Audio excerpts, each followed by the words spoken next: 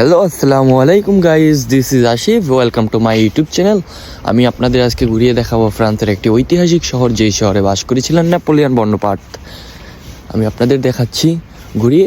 এখন তো আপাতত ফ্রান্সে শীতের সিজন, শীত শীত হালকা পড়েছে আর কি, পুরো শীত পড়ে নাই। দেন আমি আপনাদের ঘুরিয়ে দেখাচ্ছি। শহরটির নাম হচ্ছে স্পেনের সাথে আর কি। আমি আপনাদের পিছনের ক্যামেরা দিয়ে দেখাচ্ছি। এই শহরটি খুবই সুন্দর, ঐতিহাসিক, রোমাঞ্চকর। প্যারিসের থেকে বেশি না, প্যারিস রোমাঞ্চকর বেশি। প্যারিস পুরো পৃথিবীর মধ্যে সবচেয়ে বেশি রোমাঞ্চকর সিটি। আমি তো প্যারিসে বাস করি না, আমি আমি এখনও নাবালক, আমার এখনও 18 বছর হয়নি। আমি সংস্থার আন্ডারে আছি।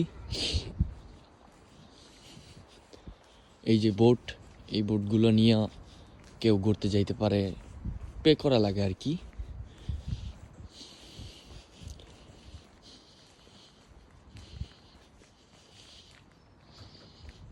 লোকজন নেই বেশি একটা, বুঝছেন ভাই, অতিরিক্ত শীত তো, এই কারণে।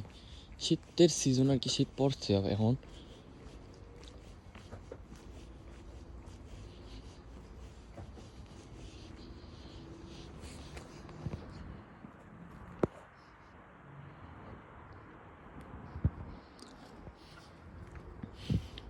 আপনারা সবাই আমাকে সহযোগিতা করবেন, এইটাই আমার আশা। আমি নতুন এসেছি ইউটিউবে। বাংলাদেশের দৃশ্য পাওয়া যায় এই জায়গায়, প্রাকৃতিক দৃশ্য। ফ্রান্সের গ্রামগুলো সুন্দর আছে, বাংলাদেশের ফিল। আমি সব জায়গাতে বাংলাদেশের ফিল খুঁজি। যে একবার ভাই বাংলার রূপ দেখবে, তার আর পৃথিবীর কোনো দেশই ভালো লাগবে না। আমার কাছে আমার বাংলাদেশ পৃথিবীর সবচেয়ে সুন্দর দেশ। আমার এই ফ্রান্সের রূপ, কোনো দেশের রূপ আমাকে মুগ্ধ করতে পারে না। আপনারাই যারা ইউরোপ আসতে চান, একজন বিশ্বস্ত প্রতিনিধির মাধ্যমে আসুন। কোনো আলতু ফালতু লোকের মাধ্যমে টাকা দিয়ে জমা দিয়ে ঘুরবেন না, হতাশ হবেন না। কারণ ইউরোপ আসতে হলে ধৈর্য লাগে প্রচুর। ধৈর্যটাই হলো সবচেয়ে বড় জিনিস। ধৈর্য ধরেন, একদিন সফলতা আসবে ইনশাল্লাহ।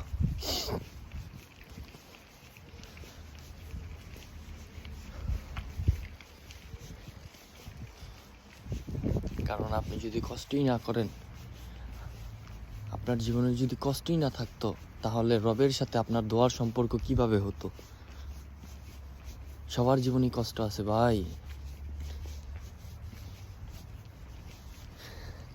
এই দেখুন, আমি এখন এই জায়গা দিয়ে যাচ্ছি, আর এই জায়গা দিয়ে রাস্তার মাঝখানে না, রাস্তা দিছে, বাট বোটটা উড়েছে। এই বোটগুলো দিয়ে মনে করেন কোনো একটা বিয়ের অনুষ্ঠান বা কোনো অনুষ্ঠানের মধ্যে ফ্যামিলির সবাই একত্রিত হইয়া তারপর যেমন করতে যায়, এগুলো হলো সেই বোট।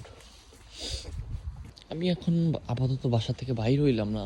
এক বাঙালি ভাই, আমরা দুজনই থাকি এই শহরটাতে। এক বাঙালি ভাই, উনি ফোন দিছে, ওনার ফোনের কারণে বাহির হয়েছি। আমি আপনাদের দেখাচ্ছি শহরটা সুন্দর আছে।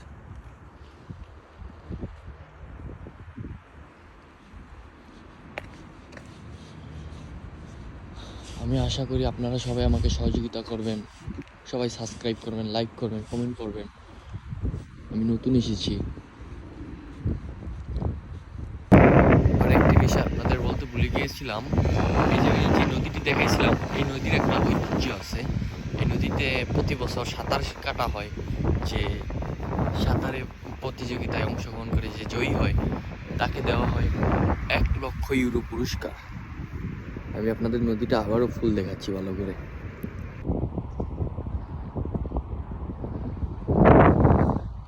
এই সেই নদীটা, নদীর একটা ঐতিহ্য আছে, নদীটির সেই।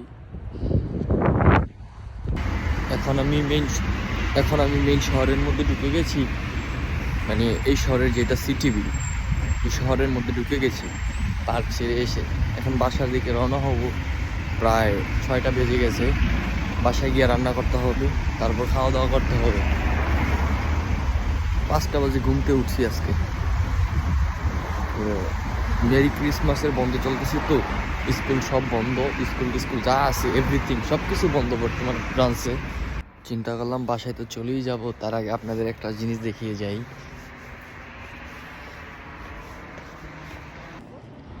এই জায়গাটায় আমার অনেক ছবি আছে। এই যে দেখুন পেয়ারা গাছটা, এই পেয়ারা গাছের যত পেয়ারা আছে, আমি আর ওই বাঙালি ভাই প্রতিদিন রাত 12টা 1টা বাজে হলে এসে সব সাফাই করে দেয় ভাই। আমি তো আপনাদের দেখাইছিলাম এতক্ষণ নদীর অপোজিট সাইডে থাইকা, আমি এখন নদীর এই সাইডে আইসা পড়ছি। আর একটা বড় কথা হলো কি, এই নদীতেই সাঁতার কেটেছিলেন নেপোলিয়ন বন্যপার্ট। এই জায়গায় তার অনেক স্মৃতি আছে, আমি আপনাদের কালকে ঘুরিয়ে দেখাবো ওই জায়গাটা। এই জায়গাটা অত্যন্ত ঐতিহাসিক, ফ্রান্সের জন্য খুব গুরুত্বপূর্ণ জায়গা।